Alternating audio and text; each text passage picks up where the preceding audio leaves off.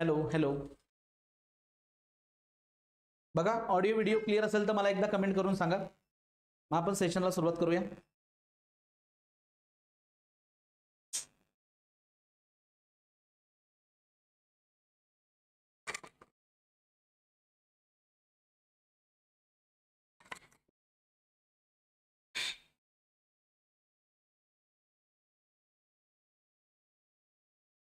आहे audio video clear?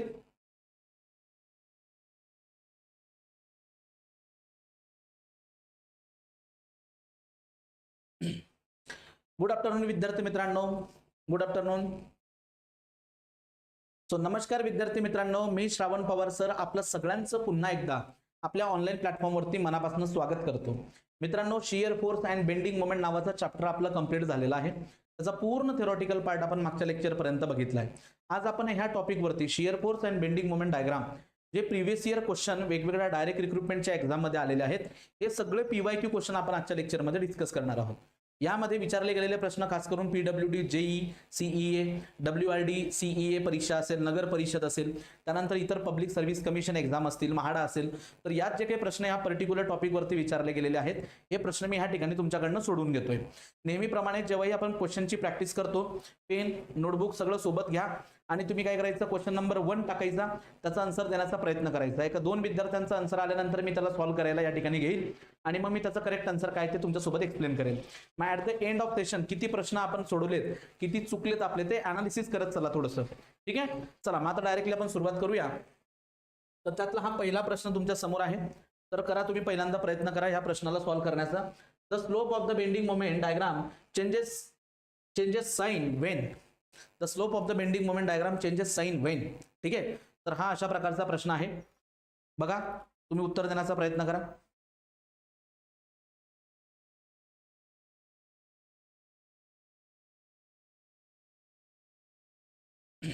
बघा लक्षात आहे इकडे काय म्हटलंय, वाक्य व्यवस्थित वाचा. खूपदा मुलं इथं कन्फ्यूज होतात आणि त्यांना वाटतं की यार काहीतरी गोंधळलेलं आहे.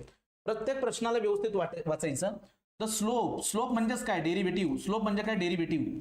स्लोप म्हणजेच डेरिव्हेटिव्ह, d/dx. ठीक आहे, it is known as a derivative. So derivative of what, slope of the bending moment diagram म्हणजेच काय, derivative of bending moment diagram. Bending मोमेंटचा डेरिव्हेटिव्ह काय बरं असतो, बेंडिंग मोमेंटचा डेरिव्हेटिव्ह जर घेतला तर तुम्हाला त्या ठिकाणी कोण भेटतं, shear force at section x. Shear force भेटत असतो, shear force. So the slope of the bending moment diagram, the slope of the bending moment diagram म्हणजे थोडक्यात slope of the bending moment diagram म्हणजे तो कशाबद्दल बोलतोय, शियर फोर्स बद्दल. तो शियर फोर्स थोडक्यात changes its sign when bending moment changes its sign, shear force is maximum. Shear force changes its sign, rate of loading is changes suddenly. तर ह्या प्रश्नाचं करेक्ट आन्सर काय आहे इथं, ऑप्शन नंबर 3. ऑप्शन नंबर 3 म्हणजे काय, see, shear force changes its sign.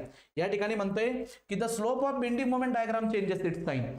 So bending moment डायग्रामचा slope म्हणजेच काय होतो, शियर फोर्स. म्हणजेच काय, shear force changes its sign, असं हे वाक्य आहे. सो करेक्ट आन्सर या पहिल्या प्रश्नाचा आहे ऑप्शन नंबर 3.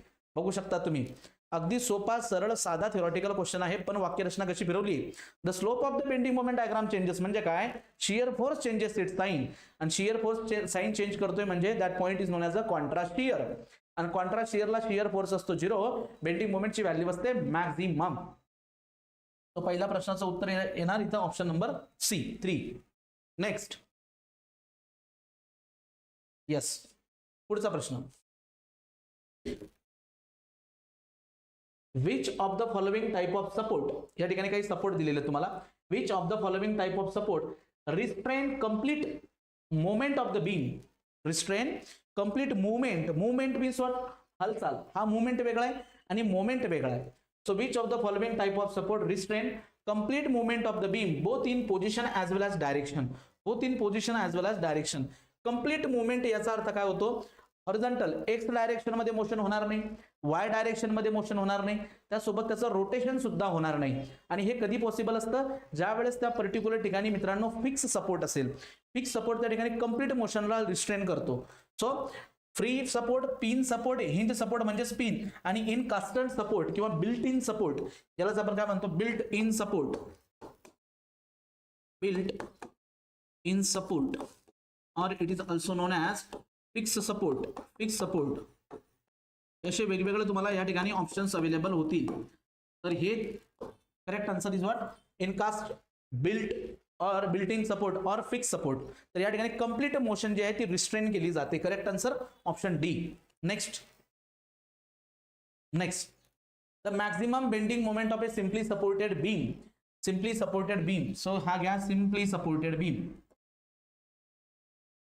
हा घ्या simply supported beam. The maximum bending moment for a simply supported beam of span 4 meter. So span ह्या ठिकाणी आहे 4 metre. Span it is equal to 4 metre. Let us say हा A आणि हा B. Okay. Carrying central point load. बरोबर या ठिकाणी काय आहे सेंट्रल पॉइंट लोड आहे. So what is the central point load magnitude? 20 kilo newton. 20 kilo newton and uniformly distributed load of 10 kilo newton per metre. So यासोबत तिथं काय आहे युनिफॉर्मली डिस्ट्रीब्युटेड लोड आहे. युनिफॉर्मली डिस्ट्रीब्युटेड लोड सुद्धा आहे आणि या लोडची व्हॅल्यू आहे 10 किलो न्यूटन पर मीटर.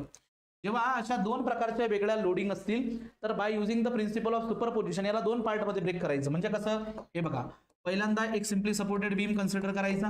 हा पहिल्यांदा simply supported beam which is subjected to the point load. फक्त पॉइंट लोड ज्याची व्हॅल्यू आहे 20 किलो न्यूटन.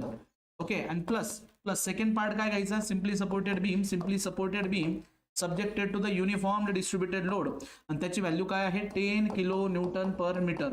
आणि ह्या दोघांची जर ऍडिशन केली आपण तर त्या ठिकाणी हा कंबाईन इफेक्ट आपल्याला बघायला मिळेल. मग मला तुम्ही सांगा स्पॅन इथं किती आहे. What is the span that is equal to 4 metre आणि इथं पण स्पॅन किती आहे span it is equal to 4 metre नाही का. आता मला एका प्रश्नाचं उत्तर द्या. पॉइंट लोड असताना maximum value of bending moment किती असते. Bending moment maximum. So bending moment maximum त्याची व्हॅल्यू किती असते it is PL divided by 4. Maximum value of bending moment for point load PL by 4 आणि इकडे किती असणार maximum value of bending moment it is equal to W L चा square divided by 8. ठीक आहे आणि where W is the UDL. मग put करा P काय 20 multiply by 4 4 4 cut. So 20 kilo newton metre हे याचा आन्सर आलं. इकडे बघा युनिफॉर्मली डिस्ट्रीब्युटेड लोड आहे 10 4 multiply by 4 divided by 8 4 1 4 4 2 8 2 5 4 5 20 kilo newton per metre. 20 kilo newton metre sorry metre 20. So this 20 and this 20 दोघांची बेरीज it become 40. Option number 4 is the correct one. Option 4 is the correct one. ठीक आहे. या लेवलचे प्रश्न असतात काही जास्त हार्ड प्रश्न तुम्हाला नसतात. तर या ठिकाणी या बीमवरती दोन इफेक्ट होते. एक पॉइंट लोडचा आणि एक UDLचा. दोघांना सेपरेट करा. इथं तुम्हाला मॅक्झिमम शियर फोर्स पण विचारला जाऊ शकतो. चलो मॅक्झिमम शियर फोर्स भी निकाल लेते. तो maximum shear force it is equal to maximum shear force for case number 1 okay plus maximum shear force for case number 2. Maximum shear force for case number 2. हे दोघं शियर फोर्स आपण add करू.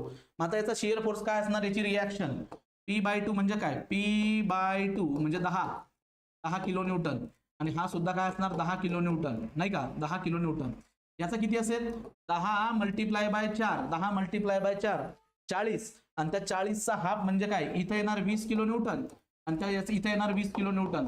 जर बघितलं तुम्ही बघा so maximum support reaction is known as a shear force. तर इथं 10 kilo Newton.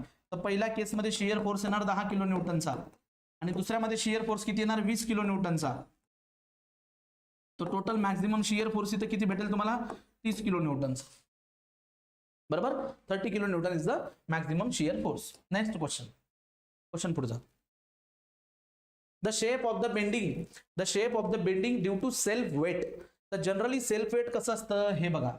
Generally self weight कशा पद्धतीचं असतं. आता हा बीम आहे सपोज हा बीम आहे आणि बीमचं जे काही सेल्फ वेट असतं ना मित्रांनो हे युनिफॉर्मली डिस्ट्रीब्युटेड असतं.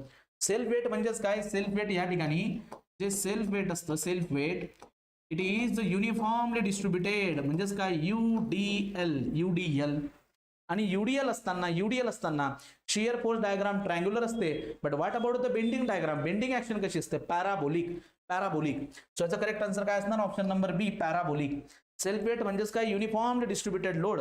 सो त्याच्यामुळे शियर फोर्स डायग्राम जे असेल ते ट्रायंगल आणि या ठिकाणी bending moment diagram parabolic. Yes next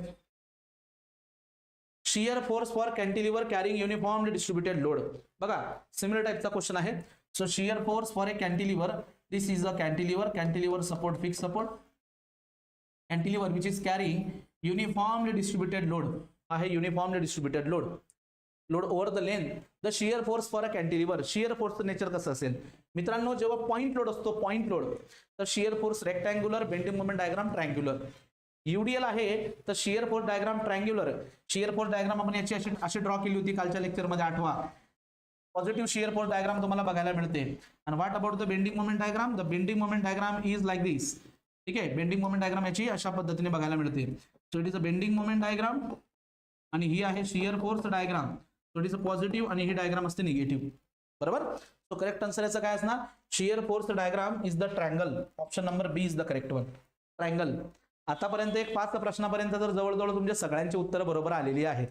ठीक आहे, पहिल्या प्रश्नाला थोडेसे काही विद्यार्थी दचकली होती, पण त्यानंतर बऱ्यापैकी विद्यार्थ्यांचे आन्सर बरोबर आलेले आहेत. शाबाश, चालू द्या. 6 नंबरचा क्वेश्चन, 6 नंबरचा प्रश्न ह्या ठिकाणी तुम्ही सोडवा. एकच minute. Hello,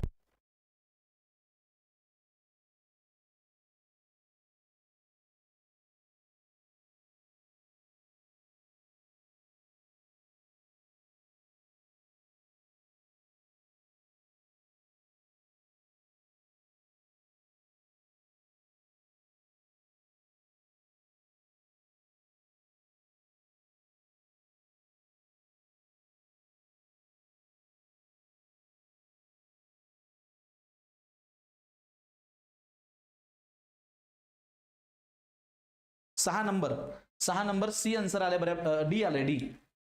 the bending moment is maximum on a section where the shear forces, एक रफ डायग्राम तुम्हाला दाखवतो. हा बघा, एक डायग्राम तुम्हाला दाखवतो, त्या डायग्रामवरून आपण ह्या प्रश्नाचं उत्तर देऊ. मी तुम्हाला थेरी लेक्चर मध्ये समजवताना पण हीच डायग्राम ड्रॉ केली होती, जर तुम्हाला व्यवस्थित आठवत असेल तर. हे बघा,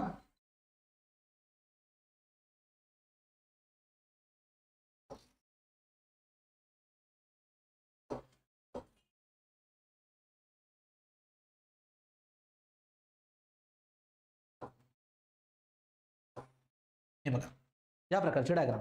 तर the bending moment is maximum, at a section where shear force is equal to 0 because हा पॉइंट कोणता आहे, this point is known as a contra shear point. याला आपण काय म्हणतो, कॉन्ट्रा शियर पॉइंट. आणि at this point shear force diagram changes its sign. तो contra shear पॉइंटला शियर फोर्सची व्हॅल्यू कंपल्सरी 0 असते. आणि तिथं मित्रांनो तुमचा पॉइंट कसा, बेंडिंग मोमेंट कसं असतं, maximum. So the bending moment is maximum on a section where shearing force is minimum, maximum equal to shearing force changes its sign. ठीक है, option number D, option D. बोला. The point of contraflexure, the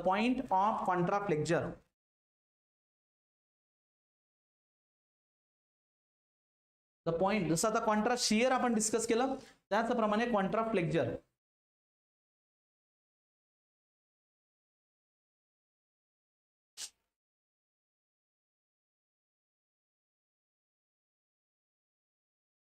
हा, साईनाथ म्हणतोय की sir in case जर या ठिकाणी 0 option असेल, 0 असेल आणि चेंजेस साइन असेल, असे दोघं जर असतील ना, दोघं, तर आपण सिलेक्ट करायचं चेंजेस साइन.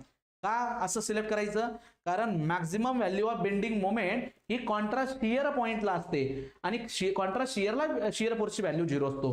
पण ज्या ठिकाणी शियर फोर्स 0 आहे तिथं ही असेलच मॅक्झिमम. हे कॉन्ट्रास्ट स्टेटमेंट आहे. बट असे दोन असतील ना, दोन ऑप्शन, की शियर फोर्स 0 आणि चेंजेस इट्स साइन, तर मोर प्रायोरिटी चेंजेस इट्स साइनला द्यायचं. बट फक्त 0च आहे तर 0ला जा, अशा पद्धतीने. हा, the point of contraflexure is the point where bending moment changes its sign. Yes, contraflexure म्हणजे बेंडिंग आणि bending moment changes its sign. Option number A is the correct one. ठीक आहे, A is the correct. Next, a simply supported beam of length L. हा घ्या, simply supported beam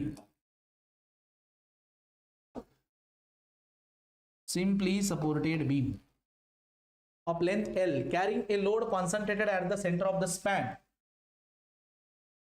ठीक आहे, let us say it is W. तर reaction काय येणार, W by 2 center of the span will have maximum bending moment of याची bending moment diagram अशी असते. and maximum value of bending moment occurs at midpoint and that is equal to PL divided by 4.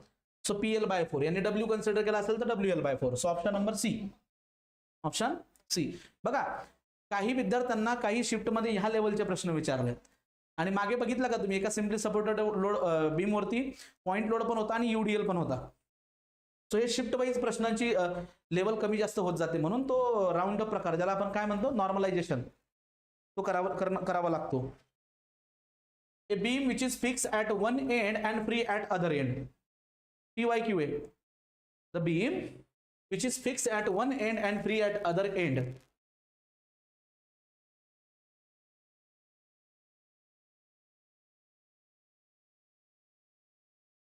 बोला 9 नंबरचा question. So it is a cantilever. Simply supported तुम्हाला माहिती आहे fix दोघं part या ठिकाणी फिक्स असतात. ओव्हरहँग मध्ये काही पोर्शन जो आहे बियॉन्ड सपोर्ट एक्सटेंड झालेला असतो. Next 10 number. हा बघा पुढच्या म्हणजे हा जो पेपर असेल आता मी सांगू तुम्हाला ह्या पेपरच्या क्वेश्चन वरून म्हणजे अंदाज मी लावू शकतो की हे क्वेश्चन जे ते CEA चे म्हणजे मे बी ते PWD CEA चे प्रश्न असतील किंवा WID CEA चे असतील. लक्षात घ्या त्याच्या लेवलवरून लगेच अंदाज येतोय. तर एकाला विचारताना एका शिफ्टला विचारताना असा कॅन्टिलिव्हर विचारलाय हा 9 नंबरचा आणि दुसऱ्या शिफ्टवाल्यांना हा प्रश्न विचारलाय. The beam which is extending beyond the support is called as beyond support. So it is known as what? Overhanging beam. C. In which of the following type of support there will be no restraint to the angular rotation of the beam?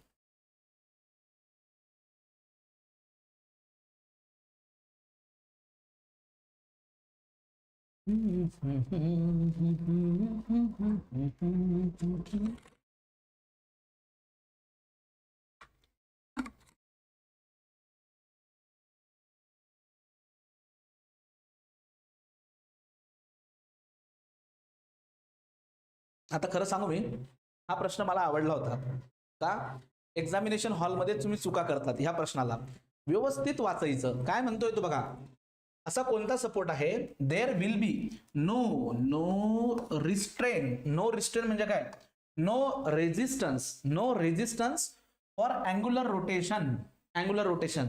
So hinge किंवा pin is the support at which rotation is free म्हणजे there is no restriction किंवा no restrain for angular rotation.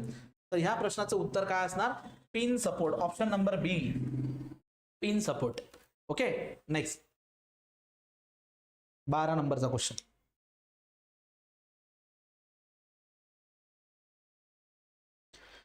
कंधों से मिलते हैं कंधे कदमों से कदम मिलते हैं चलते हैं जब ऐसे तो दिल दुश्मन के हिलते हैं. एक cantilever beam of length 3 kilonewton metre आहे ना 3 मीटर म्हणा 3 metre. A cantilever beam of length it is equal to 3 metre. आगे subjected to uniformly varying load. ओहो यूनिफॉर्मली वॅरिंग लोड. कोई बात नाही.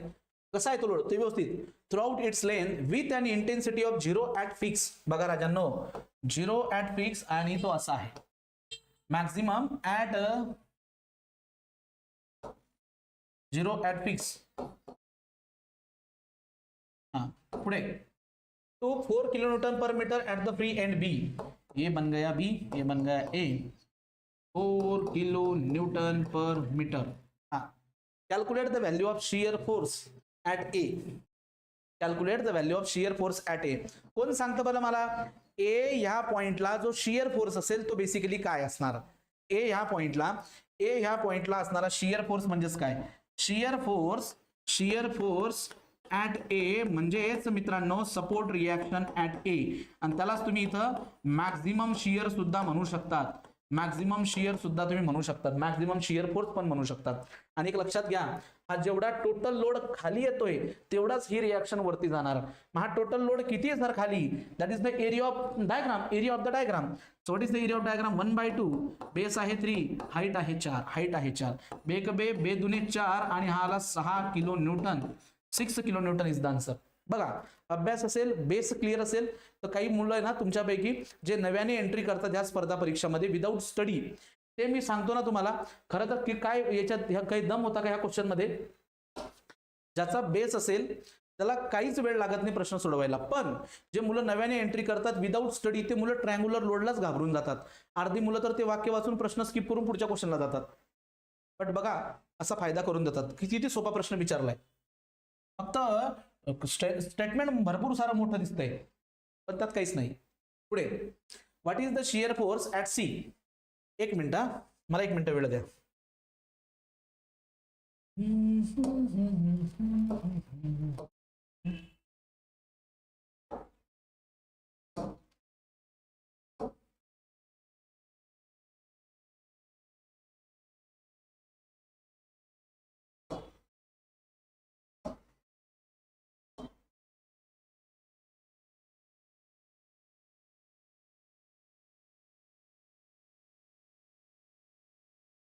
तुम्ही क्वेश्चन वाचा.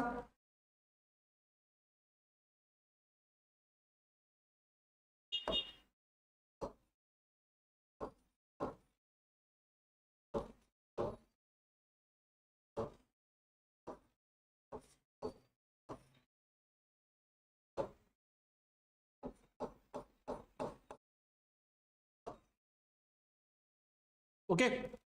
आणि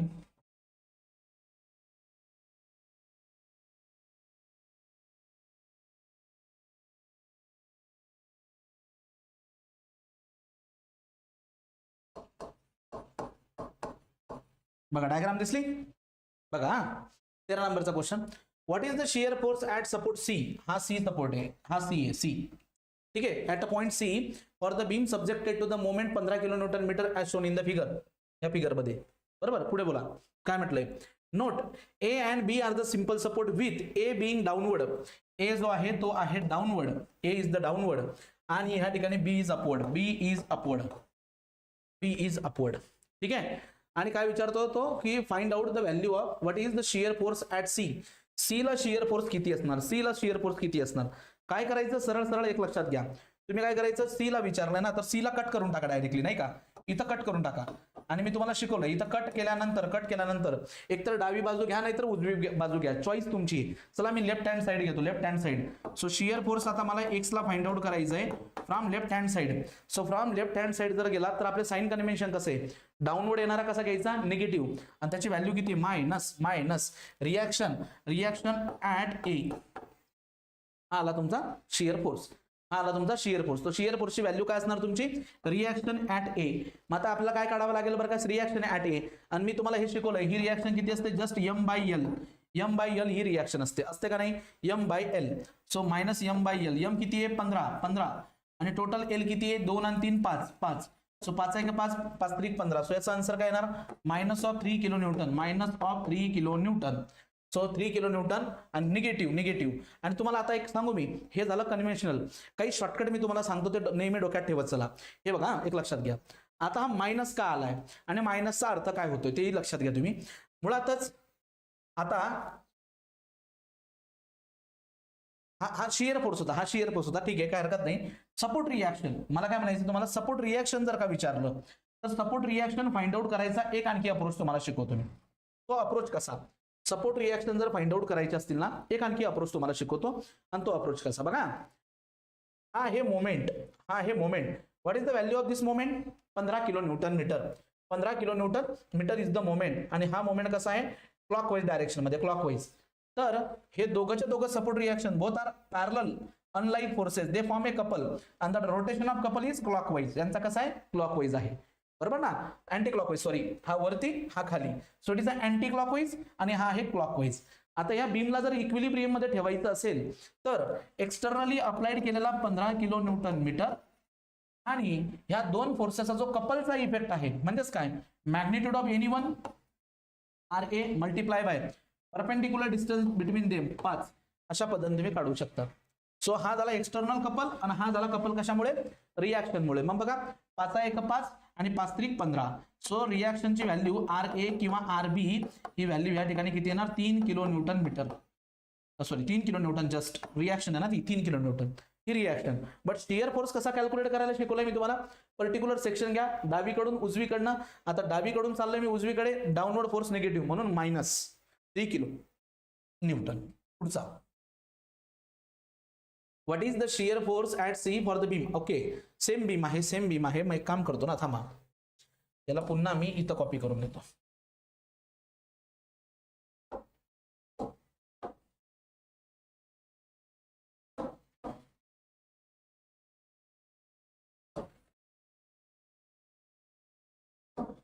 ओके, त्याला पुन्हा कॉपी करून घेतो कारण याच्यात चेंजेस आहेत. आता चेंजेस कसे बघा. Note that A B are the simple support, A being downward आणि बी अपवर्ड. ओके, सेम आहे, सेम आहे.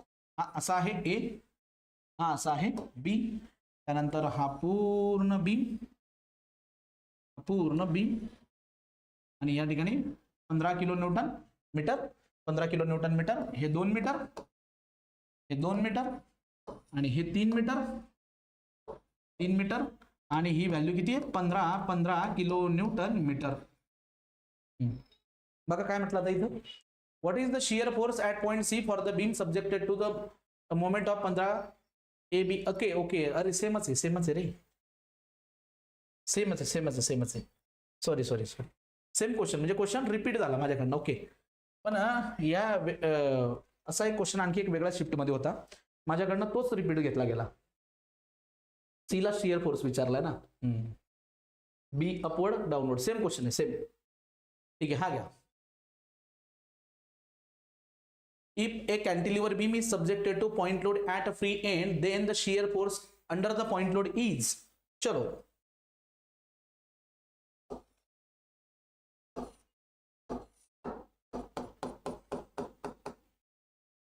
a cantilever beam is subjected to the point load. Let us say the point load is P. Point load is P. Free end. Then the shear force under the point load is. Shear force diagram draw करा. Shear force diagram draw करा. Just take a baseline. Baseline. आता एक गोष्ट तुम्ही शिकले पाहिजे. Load जर P आहे तर इथं असणारी रिएक्शन पण किती असणार? Pच असणार, Pच असणार. आता आपल्याला इंटरेस्ट कशामध्ये, त्या लोडच्या खाली इथं शियर फोर्स किती. मग काय करा तुम्ही, इकडनं डायग्राम ड्रॉ करायला सुरुवात करा. इकडनं डायग्राम ड्रॉ करायला सुरुवात करा. मग सर आम्ही जेव्हा इकडनं डायग्राम ड्रॉ करणार, लोड खाली, तर डायग्राम आपण कुठे ड्रॉ करणार, वरती, वरती. So whenever there is a point load, there is a vertical jump. So हा व्हर्टिकल जम्प कितीचा असेल, P, बरोबर. मग इथून इथपर्यंत काहीच नसेल, इथून इथपर्यंत काहीच नसेल, आणि then close P. So diagram कशी आली, positive. So under the point load, under the point load या ठिकाणी शियर फोर्स किती आहे, that is equal to the P. So it is equal to the value of load P. Option C, option C. आणि shear span आहे, तो total shear span आहे, uniform shear force तुम्हाला बघायला मिळाला आहे. The shear force on a simply supported beam is proportional to, the shear force बोला is proportional to shear force.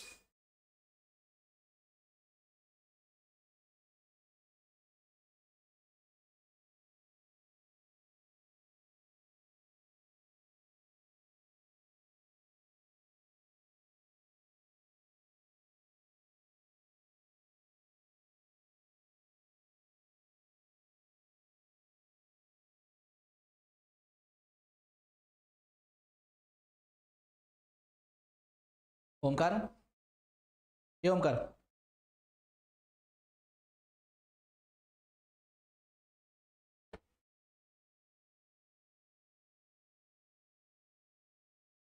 एक मिनिट.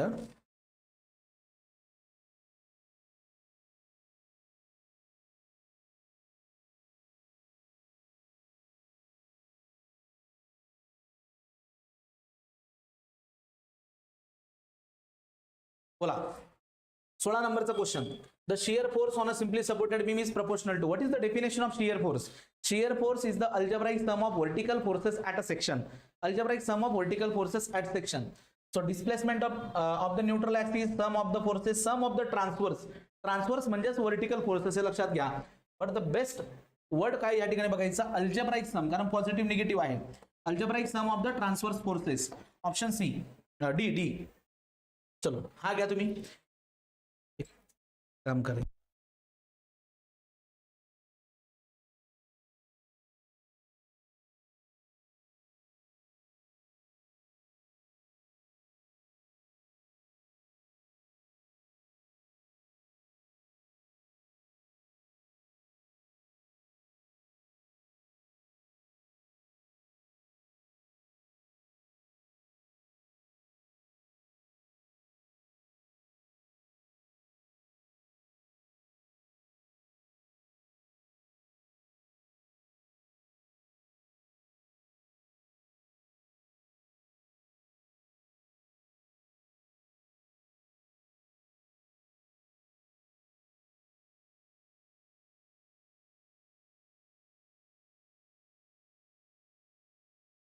चलो 17 number, the shear force and bending moment are zero at a free end of the cantilever beam if it carries okay इथं करतो किती करतो कितीला होता हा ठीक आहे तसं कर मग मी राहू देतो पण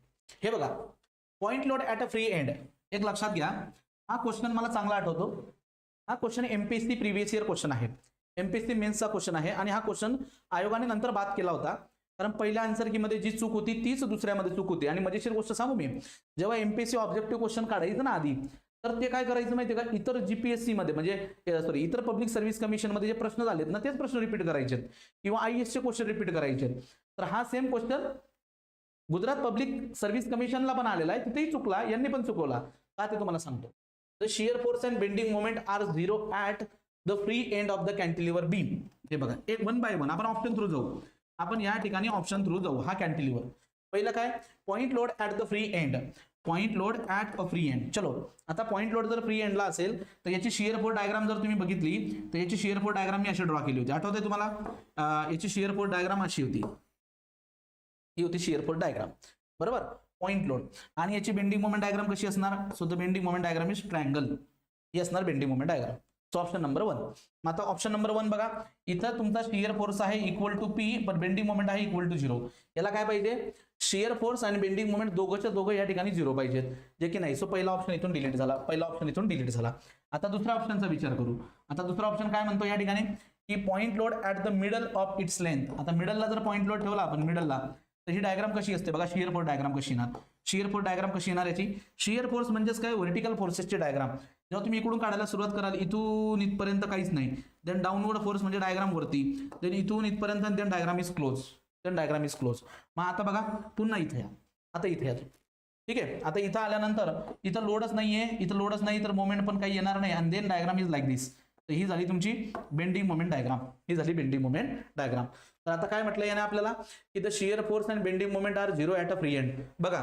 इथं शियर फोर्स कसा आहे 0 आहे आणि बेंडिंग मोमेंट कसं आहे या ठिकाणी 0 आहे का नाही 0 सो हे एक ऑप्शन आहे की ह्या प्रश्नाचं उत्तर करेक्ट आहे पण जेव्हा तुम्ही तिसऱ्या ऑप्शनचा विचार करता जसं तुमच्यापैकी आता काही विद्यार्थ्यांनी लगेच आन्सर देऊन मोकळे झाले ऑप्शन नंबर 3 तर बघा तिसऱ्या ऑप्शनवरती इथं युनिफॉर्मली डिस्ट्रीब्युटेड लोड आहे आणि युनिफॉर्मली डिस्ट्रीब्युटेड लोड असताना आपली शियर फोर्स डायग्राम अशी असते बरोबर आणि आपली बेंडिंग मोमेंट डायग्राम अशा पद्धतीची असते ही असते आपली बेंडिंग मोमेंट डायग्राम तर या ठिकाणी शियर फोर्स जो आहे तो आहे 0 आणि बेंडिंग मोमेंट पण आहे 0 बरोबर इथं पण शियर फोर्स आहे 0 आणि बेंडिंग मोमेंटची व्हॅल्यू इथं सुद्धा काय आहे मित्रांनो 0 बरोबर तर असे किती ऑप्शन या ठिकाणी मॅच होत आहे तर ऑप्शन नंबर 2 आणि 3 दोघं या ठिकाणी बरोबर आहेत मग आयोगाने पण तुमच्यासारखीच चूक केली होती पहिल्या आन्सर की मध्ये ऑप्शन नंबर 3 ठेवला ऑब्जेक्शन घेतल्यावर पण दुसऱ्या आन्सर की मध्ये ऑप्शन नंबर 3 पण याचं करेक्ट आन्सर आहे B and C so B and C म्हणजे 2 and 3 are the correct answer ठीक आहे 2 and 3 are the correct one समजलं तुम्हाला 2 आणि 3 ह्या प्रश्नाचा करेक्ट आन्सर आहे पुढचा 18 नंबरचा क्वेश्चन आता मी तुम्हाला हे दोघं यासाठी सांगितलं कारण आपल्याला जे प्रश्न आता अलीकडे विचारले जात आहेत ते असे असतात option 1 and 2 option 1 and 2 and 3 तर तेव्हा तुम्ही काळजी घेत चला अशा प्रश्नांची A simply supported beam carries a couple at a point on its span the shear force. Simply supported beam. हे बघा. Simply supported beam. Okay. Simply supported beam. हा आहे simply supported beam. And इथं कुठेतरी कपल आहे. मग तो couple जो आहे ना तो सेंटरला असू शकतो बरोबर तो सेंटरला असू शकतो किंवा कुठेही असू शकतो बट लक्षात घ्या आता जर हा मी क्लॉकवाईज दाखवलाय तर या क्लॉकवाईजला बॅलन्स करण्यासाठी बघा लक्ष द्या या क्लॉकवाईजला बॅलन्स करण्यासाठी हा आहे क्लॉकवाईज याला बॅलन्स करण्यासाठी ही reaction should be anti clockwise म्हणजे काय ही अपवर्ड रिएक्शन पाहिजे अपवर्ड आणि ही रिएक्शन पाहिजे डाऊनवर्ड ही रिएक्शन कशी पाहिजे डाऊनवर्ड बरोबर आता याची व्हॅल्यू जर m असेल तर याची व्हॅल्यू नेहमी काय असते m/l आणि याची व्हॅल्यू इथं काय असते m/l हे आपलं स्टँडर्ड झालंय हे झालं m/l मग आता याची केस आहे मग आपल्याला काय म्हटलंय simply supported beam carries a couple at a point on it's the shear force आता शियर फोर्स डायग्राम जर ड्रॉ करायचा प्रयत्न केला या सिच्युएशन मध्ये आणि डावीकडून तुम्ही उजवीकडे जाण्याचा प्रयत्न केला तर हा डाऊनवर्ड आहे सो m/l डाऊनवर्ड इथून इथपर्यंत काहीच नाही आणि देन अपवर्ड m/l तर ही जी डायग्राम आहे ती बेस लाईनच्या खाली आली आहे, so it is known as a negative shear force diagram. So shear force diagram कशी इथं throughout constant uniform linearly parabolic cubic law नाही, it is uniform throughout. Option number D is the correct one. ठीक आहे, option number D. आणि एक मजेशीर गोष्ट सांगू तुम्हाला, या इथंच नाही का, मला हे सांगता तुम्ही याची बेंडिंग मोमेंट डायग्राम कशी असेल बरं. What is the bending moment diagram. त्याची बेंडिंग मोमेंट डायग्राम बघा अशी असते. याची बेंडिंग मोमेंट डायग्राम अशी असते. कशी बघा, हा लक्ष द्या. इथं हा सिंपल सपोर्ट आहे, हा सिंपल सपोर्ट आहे, तर बेंडिंग मोमेंटची व्हॅल्यू इथं असणार 0. ठीक आहे, इथं हाही सिंपल सपोर्ट आहे, तर याची बेंडिंग मोमेंटची व्हॅल्यू असणार इथं 0. इथं असणार 0. आता एखाद्याने जर सपोज सेक्शन घेतला कुठे, या असा विचार करा की हा कपल जो आहे ना, हा कपल कुठे बरोबर सेंटरला आहे. सेंटरला कपल आहे बरं, सेंटरला कपल कुठे आहे, सेंटरला. आणि एखाद्याने सेंटरला सेक्शन घेतलं, x is the section at a centre. X section कुठे घेतलंय, सेंटरला. तर बघा सेंटरला ह्या ठिकाणी काय होणार, मी तुम्हाला एक गोष्ट शिकवली आणि ती काय ते तुमच्या लक्षात आणून देतो मी पुन्हा. ती गोष्ट काय की ज्याही वेळेला तुम्हाला कपल बघायला मिळेल, couple, so there is a vertical jump in the diagram. Vertical jump असेल बेंडिंग मोमेंट डायग्राम मध्ये, तर इथं पण तुम्हाला व्हर्टिकल जम्प बघायला मिळणार आहे. तो कसा ते सांगतो तुम्हाला. हा बघा, आता इथं जर सेक्शन घेतलं तर एवढ्या पोर्शन मध्ये तुम्ही बघा bending moment at a section X it is equal to ही लेंथ किती मित्रांनो, इट इज L/2 आणि ही किती आहे L/2, ही आहे L/2. बघा आता हा डाऊनवर्ड फोर्स आहे आणि डाऊनवर्ड फोर्स या ठिकाणी काय करतो, डाऊनवर्ड फोर्स काय करण्याचा प्रयत्न करतो, so hugging. So minus M/L is the value of force multiply by perpendicular distance L/2. बरोबर. आणि हा जो फोर्स आहे, हा वरती चाललेला फोर्स आहे. बघा इथं जर तुम्ही मनातल्या मनात कर्वेचर कसं कन्सिडर करताय तुम्ही, सपोज इथं जर फिक्स केलं तर हा मोमेंट याला असं वरती घेऊन जाणार आहे, हा मोमेंट या बीमला वरती घेऊन जाणार आहे. तो सॅगिंग कर्वेचर, सो प्लस इथं पर्टिक्युलर मोमेंट आहे ना, M इज द मोमेंट. यावरनं ही व्हॅल्यू बघा L/2 L cancel, minus M/2 plus M, so it is M/2 is the answer. So या ठिकाणी मोमेंट किती असणार, M/2. इथं व्हॅल्यू किती असणार, M/2. मग ही जर M/2 असेल, M/2 जर वरती असेल प्लस M/2 आहे, तर खाली सुद्धा काय असणार, M/2 असणार. तुम्ही विचारा का, because if there is a couple of magnitude M, तर त्या पर्टिक्युलर लोकेशनला टोटल एक व्हर्टिकल जम्प बघायला मिळेल तुम्हाला M व्हॅल्यूचा. सो M/2 वरती M/2 खाली. आता इथं आहे 0, सो याला जोडून द्या. इथं आहे 0, तर याला जोडून द्या. तर अशा पद्धतीची याची बेंडिंग मोमेंट डायग्राम असते. अशा प्रकारची याची काय असते, BMD असते, bending moment diagram. Shear force diagram जर रेक्टँगल असेल तर बेंडिंग मोमेंट डायग्राम ट्रायंगल. तर अशी ही बेंडिंग मोमेंट डायग्राम असते. 19 the rate of change of bending moment is equal to, question number 1 आठवा. रेट ऑफ चेंज को क्या बोलते हैं, द रेट ऑफ चेंज म्हणजेच काय, स्लोप म्हणजेच काय, derivative. The rate of change of bending moment it is equal to shear force. The rate of change of bending moment म्हणजेच काय, shear force. So option number A. आणि the rate of change of shear force it is equal to loading. It is equal to what, loading. Next, try. A portion of beam between two section is said to be in pure bending portion. बताओ किसे कहते हैं pure bending portion.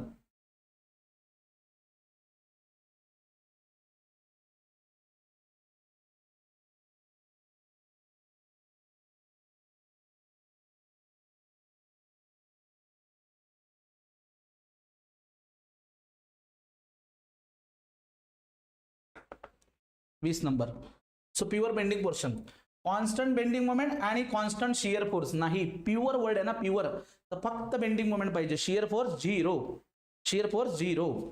ठीक आहे, हे लक्षात घ्या. Constant bending moment and 0 shear force. Option number 2 is the correct. Pure शब्द असल्यामुळे फक्त बेंडिंग मोमेंट, शियर फोर्स 0. संदेश काय म्हणतो, सर क्वेश्चन नंबर 18 मध्ये निगेटिव्ह M/L का घेतला सर. एक मिनिट, क्वेश्चन नंबर 18. हा निगेटिव्ह का घेतला, कारण बेंडिंग मोमेंट काढतोय आपण कुठे, या सेक्शनला, आणि या बाजूने काढतो मी बेंडिंग मोमेंट. या बाजूने जेव्हा तू बेंडिंग मोमेंट काढायला जातोस at section, load is downward. Load कसा आहे, डाऊनवर्ड. आणि downward load creates the hogging bending moment म्हणजे मायनस. पॉइंट लोडची व्हॅल्यू काय, M/L multiply distance L/2. So M/L multiply by N/2. आणि मायनस कशासाठी, because it is a downward. तो तो निगेटिव्ह क्रिएट करेल. पण या पर्टिक्युलर लोकेशनला एक मोमेंट पण आहे, तर ती मोमेंट मला घ्यावी लागेल. पुन्हा ती प्लस घ्यायची का मायनस, थोडंसं इमॅजिन करायचं.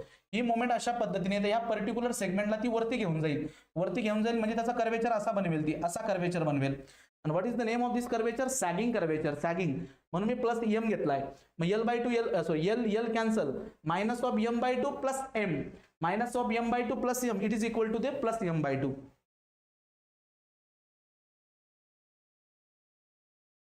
21. Which of the following statements are correct? Which of the following statements are correct? Shear force is the first derivative of bending moment. First derivative of bending moment. So first derivative of bending moment, it is known as the shear force. अगदी बरोबर. The first derivative of bending moment is the shear force. Shear force is the first derivative of bending moment. Shear force is the first derivative of intensity of load. Wrong. हे wrong आहे. Load intensity on a beam is the first derivative of bending moment. नाही, bending मोमेंटचा first derivative म्हणजे shear force. मग हे पण चुकलं. Bending moment is the first derivative of shear force. Bending moment is the first derivative of shear force नाही. Bending मोमेंटचा first derivative shear force असतो आणि शियर फोर्सचं इंटिग्रेशन या ठिकाणी काय असणार? बेंडिंग मोमेंट असणार. सो करेक्ट आन्सर या ठिकाणी असेल option number 1. 22. In case of a forces, a couple means. In case of the forces, a couple means. सांगा कपल कशाला म्हणतात? Couple. So couple, it is two equal magnitude वाले force, two parallel forces. हे बघा लक्षात घ्या. हा आहे P मॅग्निट्यूडचा, हा आहे P मॅग्निट्यूडचा. ठीक आहे. सो दोघांचे मॅग्निट्यूड इक्वल आहे, बट दोघं अपोजिट नेचरचे. याला अनलाइक पॅरलल फोर्सेस म्हणतात. Unlike parallel forces. तो आणि ती दोघांची इंटेन्सिटी सेम आहे, बट बोथ आर अनलाइक. वेगवेगळे आहेत ते. And they are separated by some distance, small distance. So they form a couple. ते काय करतात मग? कपल फॉर्म करतात. So in case of forces a couple means two unequal forces. Unequal नाही, both are equal magnitude वाले. So equal equal equal. And like पॅरललचा अर्थ काय होतो? लाईक पॅरलल म्हणजे दोघं एका डायरेक्शन मध्ये जाणारे. हा कट लाईक पॅरलल मुळे, अनइक्वल मुळे हा कट, लाईक या शब्दामुळे हा कट. पुढे equal and perpendicular forces acting. Perpendicular नसतात, ते पॅरलल असतात, बट डायरेक्शन अपोजिट असते. Two equal and opposite forces acting at 2 points. Equal and opposite forces acting at 2 different point. Option number 4. ठीक आहे, ऑप्शन 4. पुढे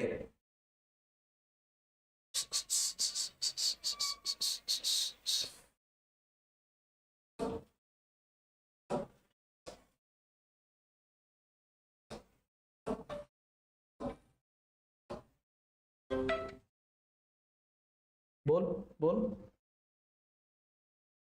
360 कितीचा होता तो? अर्धा किलोचा आहे का? ठीक आहे, एक घेऊन टाक मित्र, गुगल पे करतो.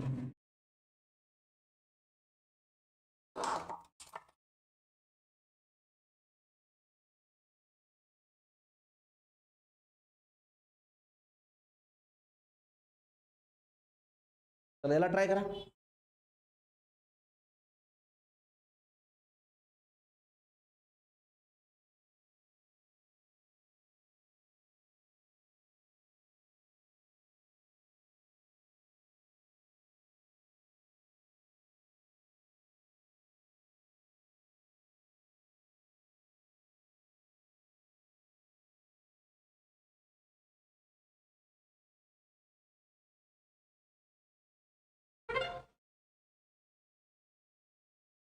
The bending moment at a fixed end of the cantilever beam as shown in a figure. बोला, याची चांगली प्रॅक्टिस आपण करून घेतलेली आहे. So W into L, W unit per run आहे म्हणजे हा UDL आहे. W into L is the point load, WL multiply by L by 2, so it is WL² by 2. So option number 3 WL² by 2. याच्यानंतर पुढचा घ्या.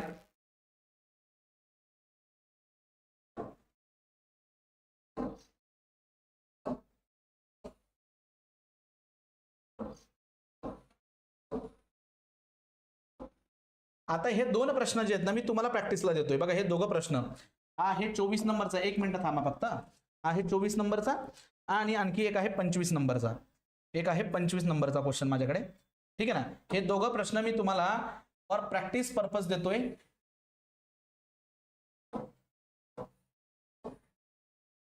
हा आहे 25 नंबरचा. या दोघही प्रश्नाचं उत्तर तुम्ही सोडवायचंय आणि ग्रुपवरती टाकायचंय. त्यातला हा तर काही नाही, हा आपल्याला इथं 1 मिनिटात येऊन जाईल. याला आपण सोडवून घेऊ लगेच. चला जाऊ द्या, एकच देतो तुम्हाला मी, एकच देतो. काय म्हणते बघा, which part of the beam is subjected to the pure bending in the following figure. Pure bending diagram तुमच्या समोर आहे. मी इथं बेंडिंग मोमेंटची इथे डायग्राम ड्रॉ करतो.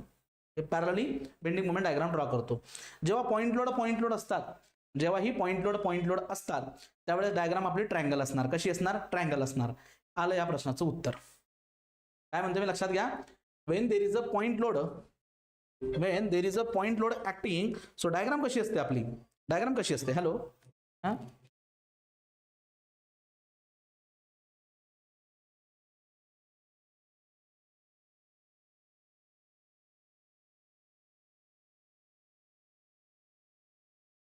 हे बघा इकडे लक्ष द्या.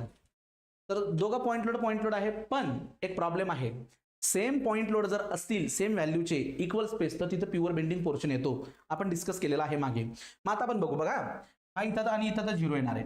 आता बी ला काढून बघू. बी ला, या पर्टिक्युलर बी ला मोमेंटची व्हॅल्यू किती येते, बेंडिंग मोमेंटची व्हॅल्यू.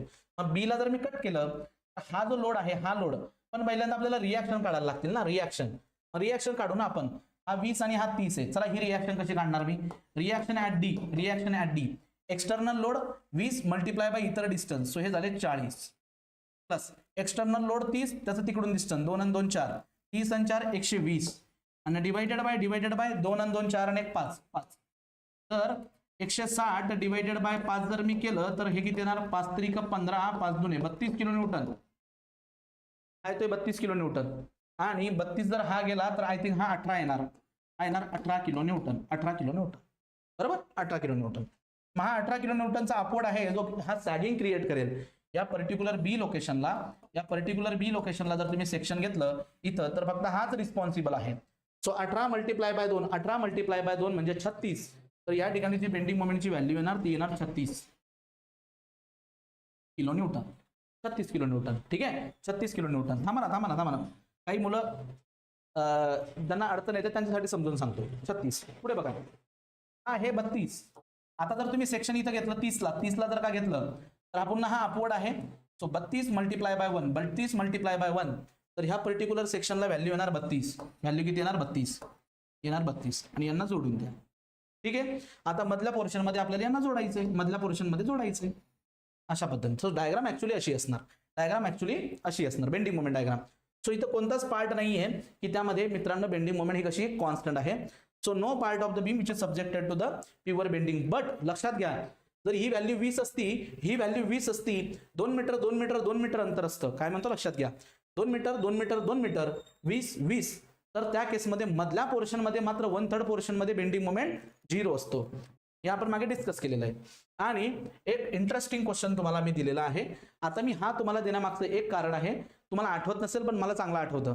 मी हाच बीम तुम्हाला मी प्रॅक्टिस म्हणून मागच्या सेशन मध्ये पण दिला होता. त्याचं उत्तर तुम्ही अजून मला सांगितलेलं नाहीये, तर तोच क्वेश्चन तुम्हाला देणार मी पुन्हा. For the beam of span L carrying a UVL as shown in the figure, maximum bending